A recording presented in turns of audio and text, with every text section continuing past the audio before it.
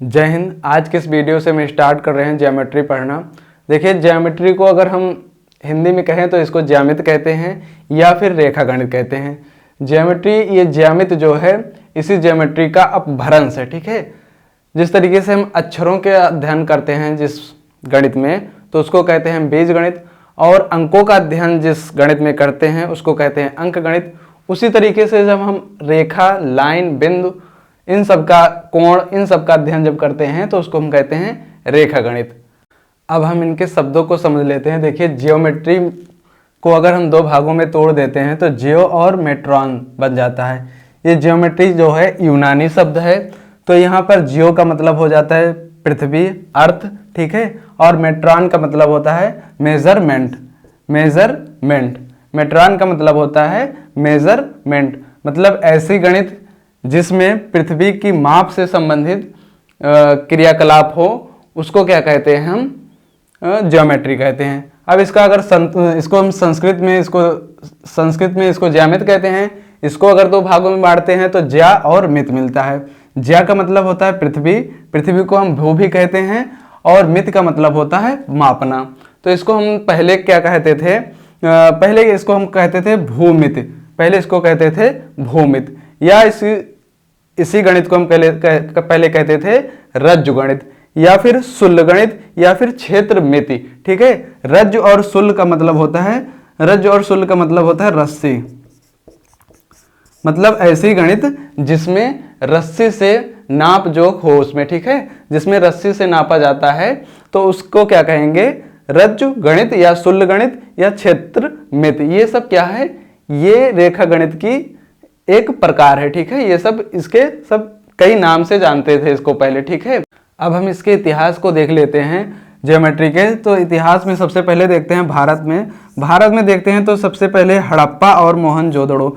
इसमें जो नालियों के, उसमें जो नालियों को बनाने का तरीका था, उसको नाप जोख कर रस्सी से बढ़िया से सीधा सीधा बनाया जाता था। उसके छत, कहने का मतलब है वहाँ पर भी गणित का यूज हो गया था। ठीक है, वहाँ के लोग गणित को जानते थे, नापना जोखना जानते। ठीक है, उसमें अब इसमें गणितज्ञों की बात कर लें तो आर्यभट्ट और श्रीधराचार्य, बौधायन, भास्कराचार्य, कात्यायन, बहुत से गणितज्ञ भारत में हुए। अब विदेश की बात करते हैं तो विदेश में बेबीलोन, मिस्र, यूनान, यहाँ पर भी क्या हुआ? यहाँ पर भी गणित को, ज्यामिति को देखा गया। ठीक है, यहाँ पर ज्यामिति को देखा गया। ठीक, इसमें कुछ गणितज्ञ हैं थेल्स, पाइथागोरस, यूक्लिड की पुस्तक थी एलिमेंटस, यूक्लिड की पुस्तक थी एलिमेंटस, ग्रंथ था, उसमें इन्होंने ज्यामिति के बारे में बहुत सारी बातें बताई थी। ठीक है, ये सब हो गया इतिहास, इसका परिभाषा क्या होता है, इसका अर्थ, अलग अलग शब्दों का। अब हम ज्योमेट्री पढ़ रहे हैं, ज्यामिति पढ़ रहे हैं, रेखा गणित पढ़ रहे हैं, तो हमें इनके सभी क्वेश्चनों को अगर प्रैक्टिकली सॉल्व करना है तो हमें एक समतल चाहिए। समतल ऐसा होना चाहिए जो चारों दिशाओं में अनंत रूप से फैला होना चाहिए, तभी हम उनके क्वेश्चनों को प्रैक्टिकली सॉल्व कर सकते हैं। तो अब समतल की परिभाषा देख लेते हैं। बोर्ड क्या है? एक समतल है। ठीक, इसमें क्या है? इसमें सभी जो पॉइंट हैं, छोटे छोटे बिंदु हैं, वो वाइट कलर के हैं। ठीक है, वाइट कलर के हैं, तो हम ब्लैक मार्कर से इसमें यहाँ लिख रहे हैं, तो ये क्या दिख रहा है हमें? ठीक है, तो यह हमें दिख रहा है। इसको अगर हम प्रैक्टिकली सॉल्व करते हैं, प्रैक्टिकली इसको देखते हैं, तो देखिए कैसे होगा।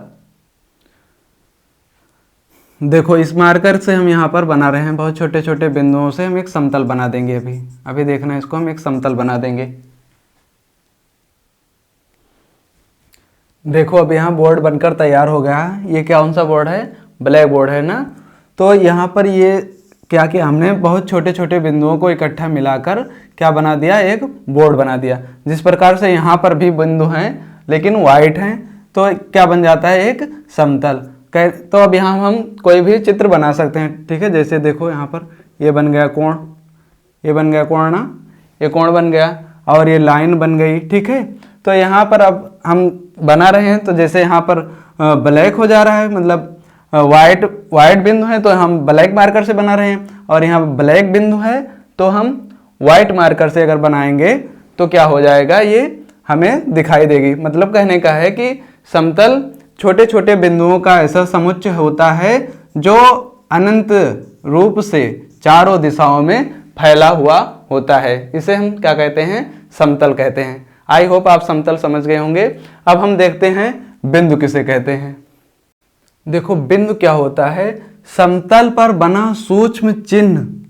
समतल पर बना सूक्ष्म चिन्ह क्या कहलाता है, बिंदु कहलाता है। अब बिंदु है तो अपना या इसका कोई स्थान होगा जरूर, ठीक है।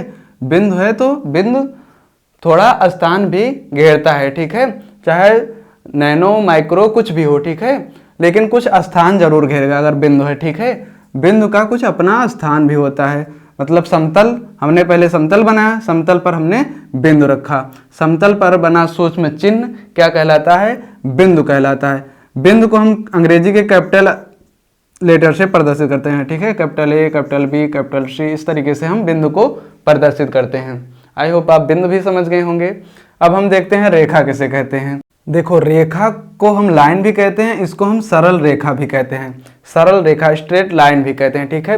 तो रेखा की परिभाषा क्या होती है, देखो हमने बिंदु पढ़ लिया, तो इन्हीं छोटे छोटे बिंदुओं को जब हम एक सीध में मिला देते हैं, इन्हीं छोटे छोटे बिंदुओं को जब हम एक सीध में मिला देते हैं तो हमारी क्या बन जाती है, एक रेखा बन जाती है। देखो सबको मिला देना बढ़िया से, तो एक रेखा बन जाती है, हमारी एक रेखा बन जाती है। रेखा को हम दोनों तरफ अनंत रूप से दोनों तरफ हम बढ़ा सकते हैं, ठीक है, अनंत तक दोनों तरफ बढ़ा सकते हैं रेखा को हम दोनों तरफ बढ़ा सकते हैं, ठीक है। इसलिए हम रेखा के दोनों तरफ तीर का निशान लगाते हैं, क्योंकि हम इसको अनंत तक बढ़ा सकते हैं दोनों तरफ, ठीक है।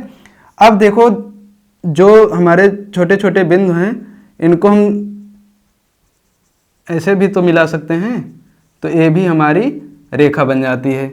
अब ये कौन सी रेखा हो जाती है हमारी, ये वक्र रेखा हो जाती है, वक्र रेखा, ठीक है। सीधी ना मिलाकर हम उनको टेढ़ा मेढ़ा जिगजैग कर देते हैं तो क्या हो जाती है, वो वक्र रेखा कहलाती है, ठीक है। ये हमारी वक्र रेखा हो जाती है, ठीक। रेखा को हम अंग्रेजी वर्णमाला के स्मॉल लेटर से प्रदर्शित करते हैं, ठीक है। जैसे हमने रेखा बनाया एक, तो इसको हम यल, यम, यन, इस तरीके से हम स्मॉल लेटर से निरूपित करते हैं रेखा को, ठीक है। अब इसका हम नोट भी वीडियो में आगे लगा देंगे, आप वहां से नोट भी उसका स्क्रीनशॉट ले सकते हैं, नोट का भी, ठीक है। और इसका भी हम डिटेल से पूरा यहाँ पर फिर से लिख देते हैं, ठीक है। देखो हमने सभी पॉइंट यहाँ पर लिख दिया है। ज्यामितीय समतल सभी दिशाओं में अनंत तक फैला होता है, ज्यामितीय समतल सभी दिशाओं में अनंत तक फैला होता है, ये समतल की डेफिनेशन है, ठीक। परंतु हमारी कॉपी के पन्ने, पुस्तक, फर्श की सतह, दीवार etc इनकी सतह सीमित होती है, ठीक है। समतल की सतह क्या होती है, अनंत तक होती है, इसकी सतह असीमित होगी, ठीक है, असीमित। लेकिन जो हमारे कॉपी के पन्ने, फर्श, दीवार ये सब है, ये सब चिकने रहते हैं, चिकने हैं तो समतल हो जाते हैं, लेकिन इनकी सतह क्या होती है, सीमित होती है, और इसकी समतल की सतह असीमित होनी चाहिए, ठीक है। अब बिंदु, ये बिंदु की डिफिनेशन, समतल पर बना सूक्ष्म चिन्ह को हमने बीच में दर्शा दिया है, बिंदु होता है, ठीक है। इसे हम कैपिटल लेटर में प्रदर्शित करते हैं, ठीक है, ए बी सी इस तरीके से। और ये रेखा की डिफिनेशन है, बिंदुओं के समुच्चय को एक सीध में मिलाने पर रेखा बनती है, ठीक है, रेखा या स्ट्रेट लाइन बनती है। परंतु अगर टेढ़ा मेढ़ा मिला दिया जाए तो वक्र रेखा बनती है, परंतु अगर टेढ़ा मेढ़ा मिला दिया जाए तो वक्र रेखा बनती है। इसे स्मॉल एल, यम, यन, टी इस तरीके से हम स्मॉल लेटर से प्रदर्शित करते हैं। आप इसका स्क्रीनशॉट ले लीजिए। हम अपना नोट भी लगा देंगे वीडियो के एंड में, आप वहां से हमारे नोट को भी देख सकते हैं, ठीक है। आज के लिए इतना ही, थैंक यू।